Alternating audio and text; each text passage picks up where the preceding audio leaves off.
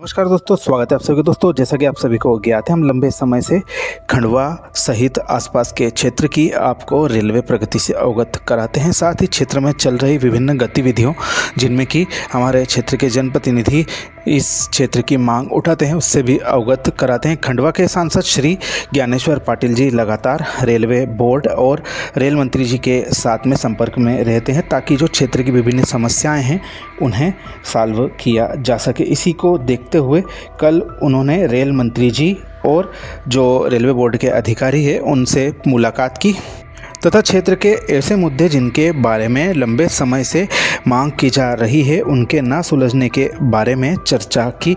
Rail मंत्री जी से उन्होंने खंडवा बुरहानपुर संसदीय क्षेत्र के रेलवे के विषयों मांगों को रखा। इस पर रेल मंत्री जी ने कार्रवाई का आश्वासन दिया। मध्य रेलवे के झेडार सदस्य श्री मनोज सोनी जी उनके साथ में मौजूद थे। इससे आगे चर्चा में उन्होंने बताया कि संसदीय क्षेत्र के खंडवा बुरहानपुर में रेल सुविधाओं के विस्तार की चर्चा रेल मंत्री जी से की गई। साथ ही निर्माण कार्यों के विषयों को भी इस बैठक में उठाया गया। इस पर रेल मंत्री जी ने रेलवे बोर्ड के डायरेक्टर सहित अन्य अधिकारियों को बुलाकर सांसद जी के विषयों को समझाकर कार्रवाई करने के आदेश दिए।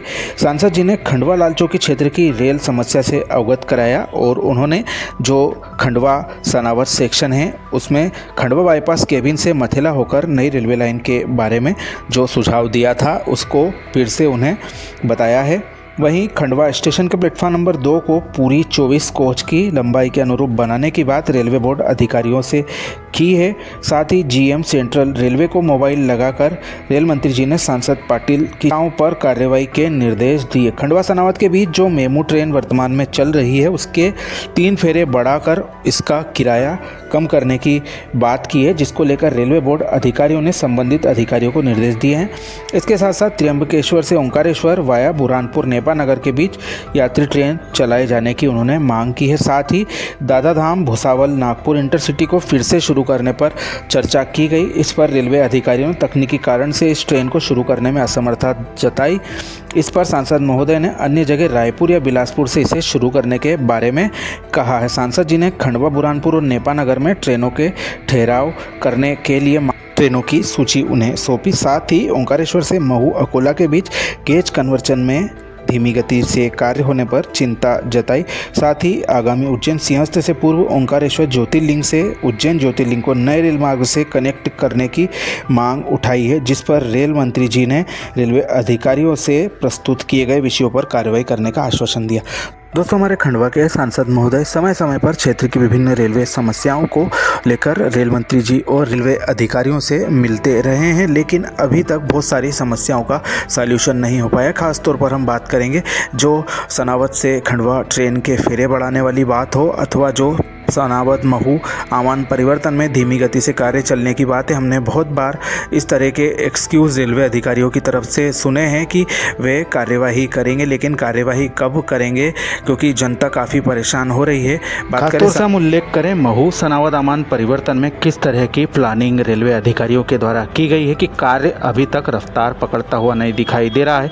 पाताल पानी से बलवाड़ा सेक्शन तो अधर में लटकाने के लिए इस तरह की प्लानिंग की गई है कि वह कभी भी हमें तो बनता हुआ नहीं दिखाई दे रहा है। इतना दुर्गम रूट उसका हो गया है, सोच के अचंभा लगता है कि यह रूट आखिर रेलवे कब तक तैयार कर पाएगा और कब तक हमें महाकाल की नगरी से ओंकारेश्वर ज्योतिर्लिंग तक के लिए सीधी ट्रेन उपलब्ध हो पाएगी। यह यक्ष प्रश्न है और रेलवे अधिकारियों में भी हमें कोई गंभीरता इस मामले में नहीं दिखती है। सनावद से खंडवा के बीच चलने वाली ट्रेन के भी फेरे बढ़ाने के लिए कई बार चर्चाएं की गई, लेकिन उस पर भी कोई विचार रेलवे के द्वारा नहीं बनाया गया। ऐसा ही कुछ दादाधाम इंटरसिटी के बारे में भी हुआ। रेलवे आम जन के हित को ध्यान में रखे बिना ट्रेनों को बंद कर देता है एवं जो ट्रेनें चल रही है उनके फेरे बढ़ाने की और भी उनका कोई रुख नहीं दिखाई देता है। यह साफ तौर पर क्लियर होता है। बहरहाल हमारे जनप्रतिनिधि प्रयास कर रहे हैं, उनका प्रयास कब तक सफल होगा, ऐसी कितनी मीटिंगें उनको रेल मंत्री जी और अधिकारियों के साथ में लेना पड़ेंगी, जब जाकर यह समस्याएं सुलझेगी, यह आने वाले समय में देखने को मिलेगा। हमने एक वेब सीरीज में यह डायलॉग ज़रूर सुना है, मीटिंग मीटिंग करते रहिए, मीटिंग अलुआ मीटिंग। वह हमारे रेलवे के मुद्दों पर तो एकदम सटीक बैठता है। बहरहाल यह जानकारी आपको कैसी लगी कमेंट करके ज़रूर बताएं। आप सभी का धन्यवाद।